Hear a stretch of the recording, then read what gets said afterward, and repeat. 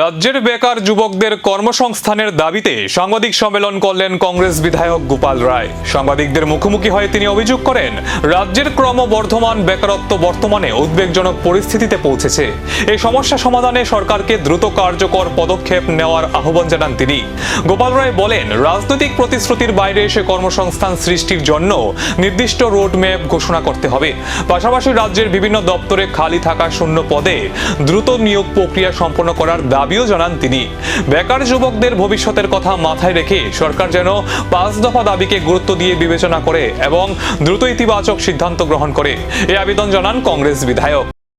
Of the unemployed people, আমি কতগুলি project আমি রাজ্য সরকারের কাছে নিকট আমি দাবি করতে চাই।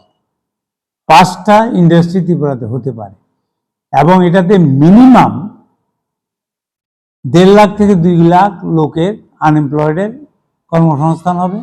আর ত্রিপুরার অর্থনীতির বিরাট একটা উন্নতি হবে, ত্রিপুরা অর্থনীতি ডেভেলপমেন্ট হবে, বেকারদের কর্মসংস্থান হবে এবং এটা ইন্ডিয়ান মার্কেটে এটা একটা জায়গা নেবে, একটা অংশ নেবে ত্রিপুরা রাজ্য।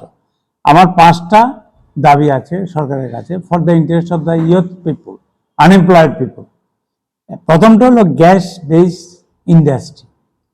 এখানে আমাদের বিজেপি সরকার হয়েছে ত্রিপুরা রাজ্যে 9 বছর, ডাবল ইঞ্জিন চলছে ভারতবর্ষে 12+, কিন্তু আজ অব্দি এখানে আমাদের ত্রিপুরা রাজ্যের রাবার বিশ্বমানের রাবার।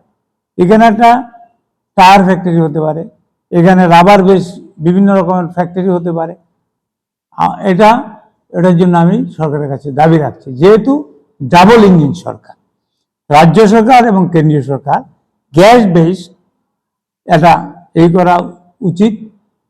কারণ আমি আসামে দেখেছি হেমন্ত বিশ্ব শর্মা কি করেছে, ও ইন্ডিয়া লিমিটেড OIL ওদের সঙ্গে, কারণ আপনারা জানেন খনিজ দ্রব্য যেমন তেল, গ্যাস 12% রয়্যালটি পাওয়া যায়।